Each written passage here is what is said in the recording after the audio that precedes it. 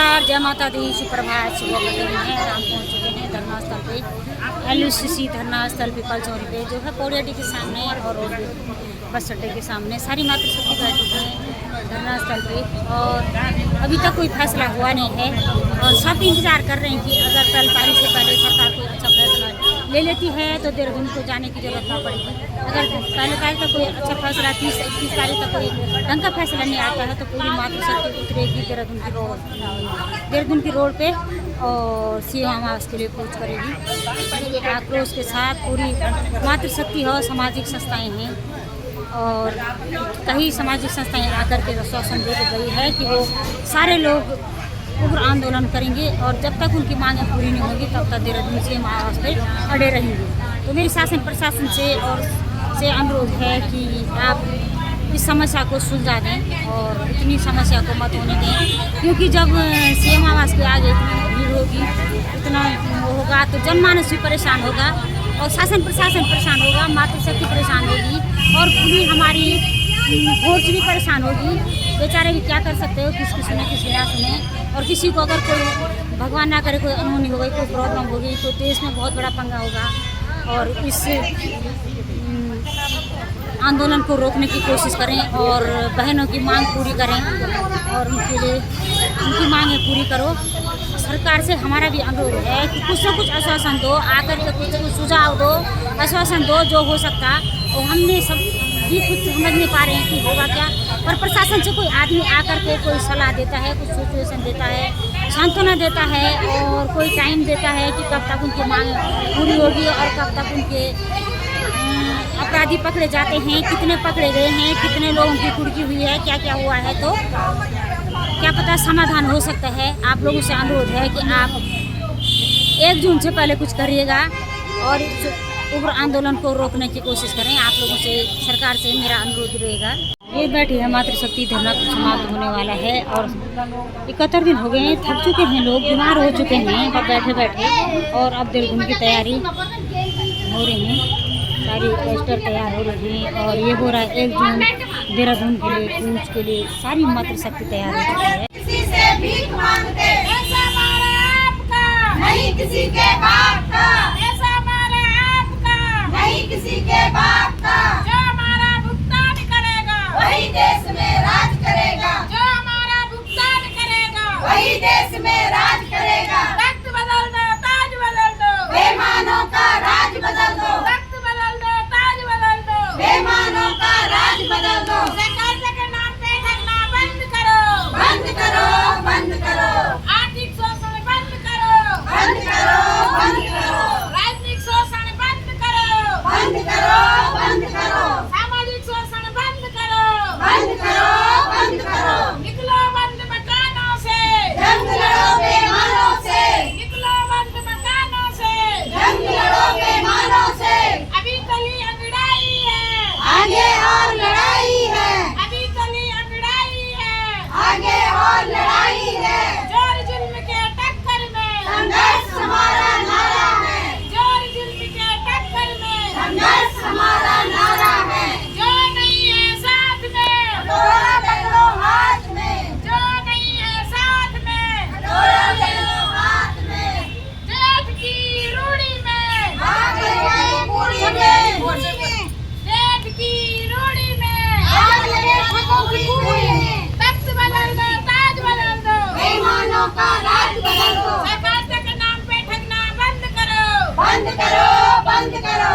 ये मनमानी नहीं चलेगी, नहीं चलेगी, नहीं चलेगी। तानाशाही नहीं चलेगी, नहीं चलेगी, नहीं क्या चलेगी। गुंडागर्दी नहीं चलेगी, नहीं चलेगी। कायर है, आप उन डकैतों तक पहुंच नहीं पा रहे हैं, डर रहे हैं उन डकैतों को पकड़ने के लिए। या तो आप मूर्ख और अनपढ़ हैं, आपको पता नहीं चल रहा है कि आपके नाक के नीचे आपके सरकार के तले क्या हो रहा है, या आप लापरवाह हैं, आपको कोई फर्क नहीं पड़ता कि आपकी जनता मरे बचे, वो डकैती हो, ठगी हो, या उनके साथ आए दिन 4-4 साल की बच्ची का साथ बलात्कार हो रहा है। या तो आप लापरवाह हो या फिर आप स्वयं इन ठगों के साथ आपकी मिलीभगत है। आपको अपना रोल बताना पड़ेगा जनता के सामने, क्योंकि हमने आपको संवैधानिक तरीके से चुनकर उन पद हुआ है। आपकी नैतिक जिम्मेदारी बनती है कि आप अपनी जनता के प्रति अपनी जिम्मेदारी तय करें। आप किसी भी सूरत में बच नहीं सकते हो। हमारी तरफ से आपके लिए एडवाइजरी है, चाहे आप संदेश समझे, चेतावनी समझे या सलाह समझे, या तो आप 1 तारीख से पहले आपातकालीन राहत कोष बना करके हमारे लोगों का पैसा सम्मान से वापस दें, या समीर अग्रवाल को पकड़ के लाए, उनकी संपत्ति कुर्की करें, हमारे लोगों का पैसा दें, या आप बर्थ एक्ट के तहत हमारे लोगों का तिगुना पैसा वापस दें, या फिर आप पद अपलंग खाली करें। ऐसे कायर, निकम्मे, अनपढ़, मूर्ख लोगों के पक्का में बैठने की कोई आवश्यकता नहीं है। ये न केवल जनता के लिए घातक है, भारत की सांस के लिए घातक है, उत्तराखंड के राज्य के लिए घातक है, ये तीर्थों के लिए घातक मात्र नहीं है।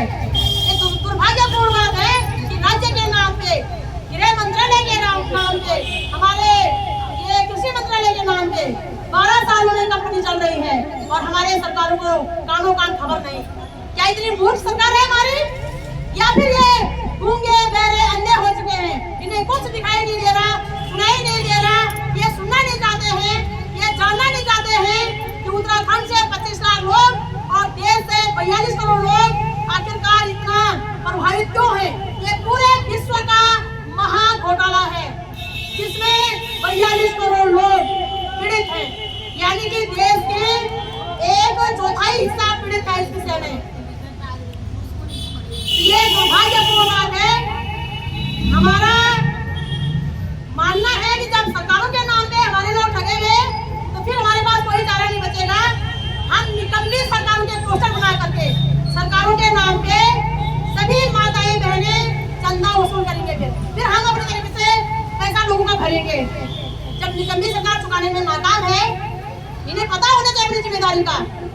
मैं हैरान हूँ साथियों, और मैं कभी कभी बहुत ही ज्यादा अफसोस मुझे होता है कि मैं अगर इंडिविजुअल, आप लोग समझते हैं कि हम एक आम नागरिक है, मुझे रातों को नींद नहीं आती इस विषय में कि हमारे लोग कितने परेशान हैं। लेकिन जिनके हाथों में यह जिम्मेदारी है, जिन्हें हमने पत्थर में बिठाया हुआ है, वो सो कैसे रहे हैं, वो खा कैसे रहे हैं, मैं हैरान हूँ। हमारे देश के एक महान प्रधानमंत्री थे लाल बहादुर शास्त्री जी, तो उन्होंने कहा था जब तक बोला देश की जनता गरीब है, हमें कोई हक नहीं है अच्छा खाना खाने का, अच्छे कपड़े पहनने का। उन्होंने उस समय बोला था। आज हम 21वीं सदी के भारत में रहते हैं। यदि 21वीं सदी भारत में भी हमारे लोग ठग बेईमानों का शिकार हो रहे हैं, दाने दाने के मोहताज हो रहे हैं, तो हमारे वर्तमान सरकारों को और पूर्व जो विपक्ष के जो भी जीते हुए सांसद मंत्री आ रहे हैं, उन्हें चुनौती पालने में डूबकर मर जाना चाहिए। उन्हें यह बात समझ में आनी चाहिए कि वो क्यों उन पत्थरों में बैठे हुए हैं। और इस मंच के माध्यम से मैं सभी ग्राहक भाई बहनों से, एजेंट भाई बहनों से, अचीवर भाई बहनों से और ब्रांच मैनेजर भाई बहनों से हाथ जोड़कर निवेदन करना चाहूंगी। 1 जून आप सभी के सभी देहरादून में दिखने चाहिए, अन्यथा जोड़ नहीं आएगा। उसके खिलाफत में हम लोग कड़ी से कड़ी कार्रवाई करेंगे और बहिष्कार की मांग करेंगे। क्यों? क्योंकि कहीं ना कहीं हमारी भी नैतिक जिम्मेदारी है कि जिनसे हमने पैसे मांगे हैं हम उनके प्रति अपना कर्तव्य निभाएं। हमारी नैतिक जिम्मेदारी है ना। यदि हम अपनी जिम्मेदारी निभा रहे हैं तो आप क्यों नहीं निभा रहे अपनी जिम्मेदारी? यदि आपके ऊपर भाजपा सरकार का किसी भी प्रकार का दबाव है, आप हमसे शिकायत कर सकते हैं। हम उस मंत्री की, उस संतरी की, उस उम्मीदवार की और उस व्यक्ति की ईंट से ईंट बजा देंगे जो आपको प्रताड़ित कर रहे हैं, जो आपको डरा धमका रहे हैं। तुम हमें न्याय नहीं दे सकते, तुम हमारी न्याय सुनिश्चित नहीं कर सकते और तुम हमें डराओगे धमकाओगे। इसीलिए हमने तुम्हें चुना है ताकि तुम हमें डरा धमका सको। तो हम आजाद भारत के स्वतंत्र नागरिक हैं। हमारे पूर्वजों ने इस आजादी के लिए, इस अधिकारों के लिए अपना खून पसीना बहाया है। 23 साल के नौजवान शहीद भगत सिंह, सुखदेव, राजगुरु, खुदीराम बोस ने अपनी जवानी कुर्बानी की है इस आजादी के लिए और इस अधिकारों के लिए। हम अपनी आजादी, अपने अधिकारों को सत्ता के हुक्मरानों के भेंट नहीं चढ़ने देंगे। यदि हमें तीनों झांसी की तरह रूप भी अपनाना पड़े, हम अपनाएंगे, तो भी हम अपनी आजादी, अपने अधिकारों की बलि नहीं चढ़ाएंगे। क्या आप लोग अपनी आजादी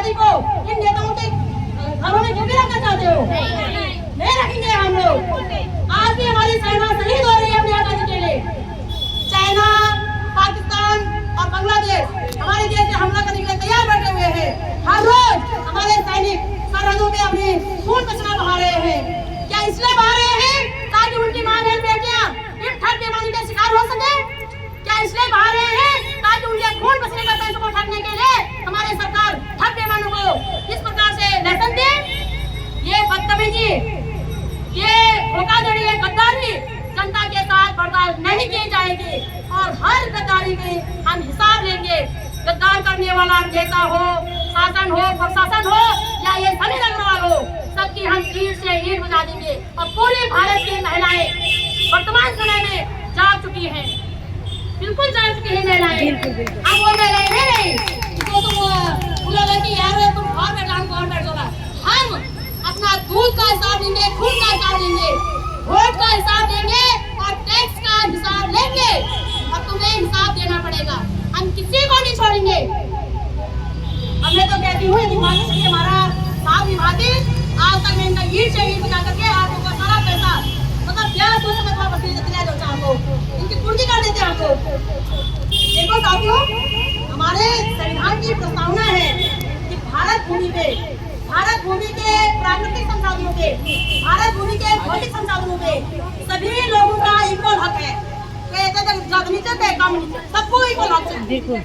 जो फैसिलिटी हमारे वोट से हमारे जनप्रतिनिधि को मिल रही है वही हमें भी मिलनी चाहिए। और भैया आप मुझे मुझे बोलो कि मार भेजिए जो सी भेजिए वो ना कि पानी में रहकर मगरमच्छ से बाहर निकलना चाहिए।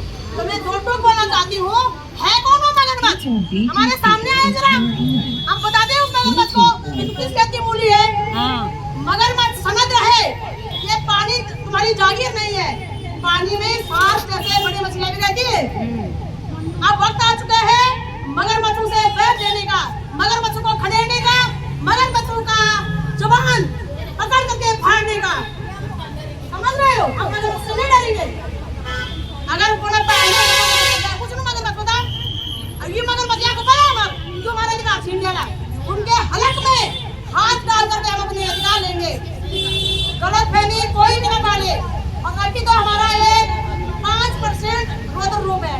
जिस दिन हम अपने असली रूप में आएंगे न शासन न प्रशासन कोई भी हमें संभाल नहीं पाएगा।